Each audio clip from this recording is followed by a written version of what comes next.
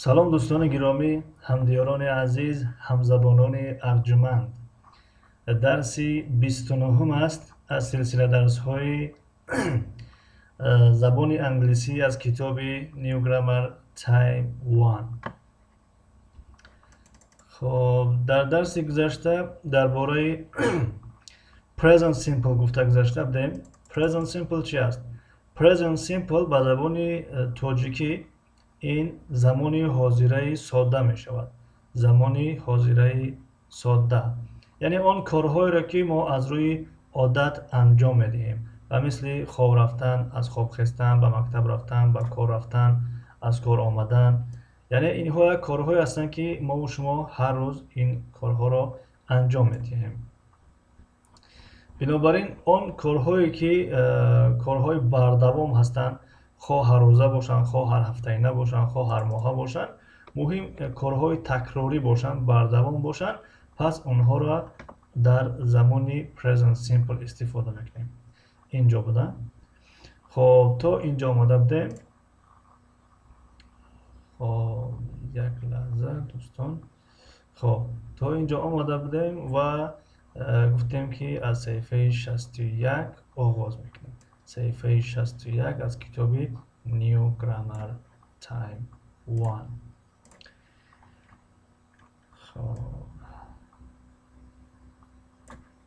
خب این صفحه تمرین دارد، یعنی مشق کار میکنیم.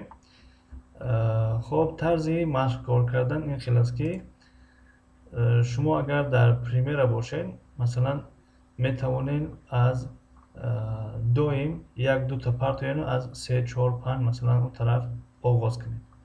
خب در هر تمرین هایی که باشد مثلا از یک دو پارتوین 3 4 5 اون طرف آغاز کنید. در این تمرین باشد رسما در یک دو پارتوین از 3 4 اون طرف آغاز کنید. به خاطر که یعنی پراموی فیل پخش مستقیم نیست که بیستیم و جواب های شما رو بسنجیم و دوام دهیم. خب میرویم. right میگوید بنویس. positive negative. positive مثبت جمله های مثبت، negative جمله های منفی. خب از زیر قلم بگیریم. خب I drink milk. انا همین رو جمله منفی کردم در کار. I don't drink tea. I don't drink tea.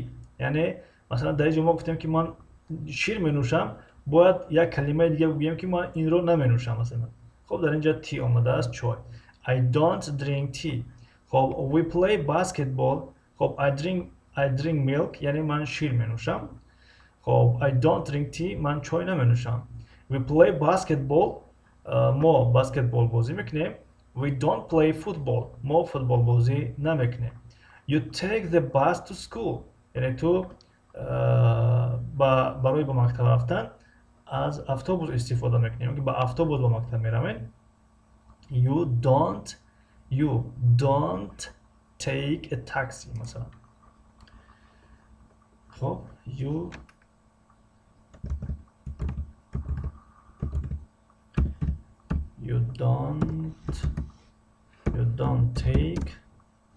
don't take a taxi. تو با تاکسی نمیروی یا تاکسی کرایه نمیکنی. They read comics. آنها مجله های شوخی آمیز، شوق آور، خنده آور میخونن. They مثلا they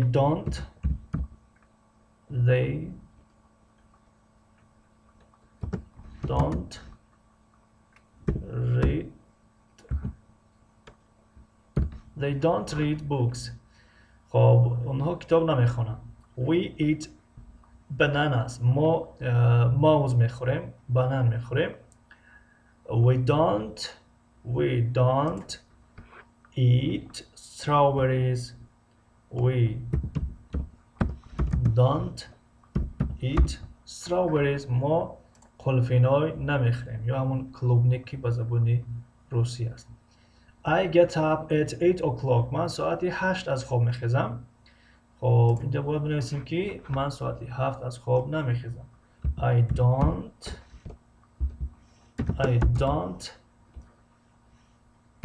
get up. I don't get up at 7 o'clock.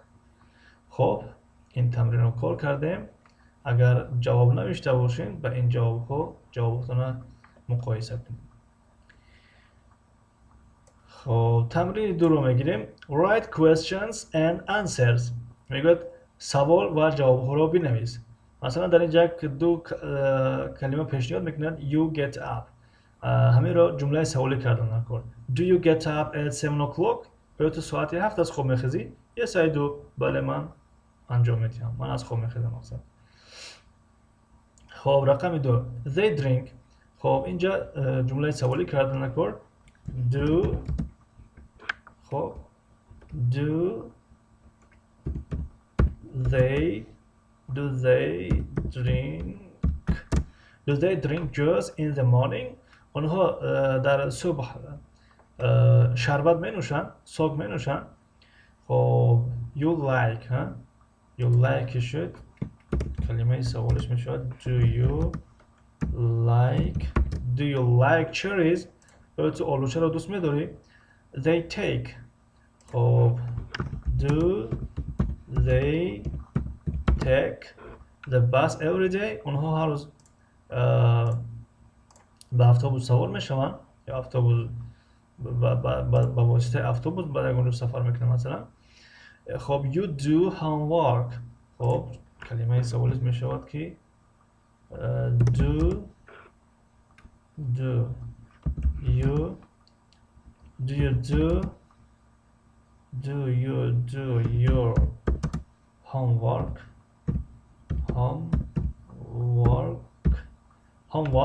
in the evening.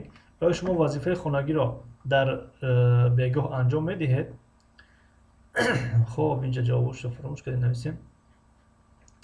Do they drink juice in the morning. اونها شربت می نوشند در صبح.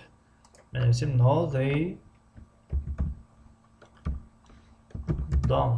they don't. خب No I don't. Yes they do. Yes I do. Okay. Look, read and write. Brush. اینجا کلمه ها آمادگی هستند و این علامتی درست معنای اون را دارد که جمله مثبت است. خب I brush my teeth every morning. من دندانهایم را هر صبح میشویم. خب رسمی دو. We جای خالگی و این go رو در اینجا مونده نکن. می نویسیم we go swimming every Sunday. خب اینجا علامتی نادرسته پس این جمله رو جمله منفی کردن نکن. They don't like spinach. اونها اسفناج را دوست نمیدارن. در درس‌های پیشین گفتیم که اسفناج یک نمود کبودی است، یعنی علفی است. در خورش ها استفاده می شود. خب play اومده است، جمله سوالی است. جمله سوالی.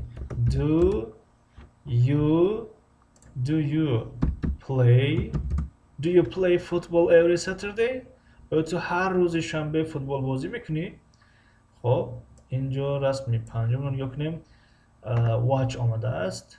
خب نویسیم do you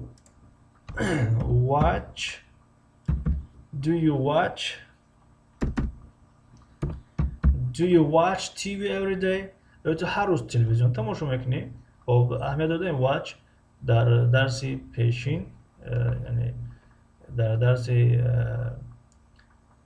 انگلیسی برای یادگیران انگلیسی در 99 روز گفتیم که فرقیت watch see look چی است. در این watch تنها برای یعنی فوتبال برای تلویزیون تماشا کردن استفاده میشه. watch مشاهده کردن، تماشا کردن. Do you watch TV every day؟ آیا تو هر روز تلویزیون تماشا میکنی؟ خب این رسم ششم جمله منفی است چون اینجا علامت خطا آمده است. مثلا میگیم که we don't eat We don't eat pizza every day. ما پیتزا هر روز نمیخوریم. یعنی در یک ماه یا بار یا که در اصل یا بار میخوریم. خب